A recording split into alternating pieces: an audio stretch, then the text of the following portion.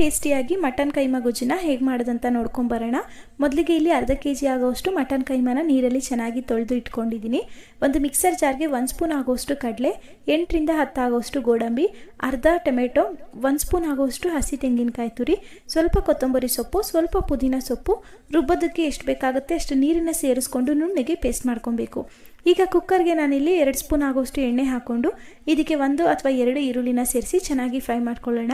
ಈರುಳ್ಳಿ ಎಲ್ಲ ಚೆನ್ನಾಗಿ ಫ್ರೈ ಆದಮೇಲೆ ಇದಕ್ಕೆ ಅರ್ಧ ಆಗೋಷ್ಟು ಟೊಮೆಟೊನ ಸೇರಿಸ್ಕೊಂಡು ಟೊಮೆಟೊ ಎಲ್ಲ ಮೆತ್ತಗಾಗೋವರೆಗೂ ಫ್ರೈ ಮಾಡಿ 1 ಸ್ಪೂನ್ ಆಗೋಷ್ಟು ಶುಂಠಿ ಬೆಳ್ಳುಳ್ಳಿನ ಪೇಸ್ಟನ್ನು ಸೇರಿಸಿ ಚೆನ್ನಾಗಿ ಮಿಕ್ಸ್ ಮಾಡಿಕೊಂಡು ಅದಕ್ಕೆ ಸ್ವಲ್ಪ ಅರಿಶಿನ, ತೊಳೆದಿಟ್ಟಿದ್ದಂತಹ ಮಟನ್ ಕೈಮಾನ ಸೇರಿಸ್ಕೊಂಡು ಆ ನೀರಂಶ ಎಲ್ಲ ಡ್ರೈ ಆಗೋವರೆಗೂ ಫ್ರೈ ಮಾಡ್ಕೋಬೇಕು.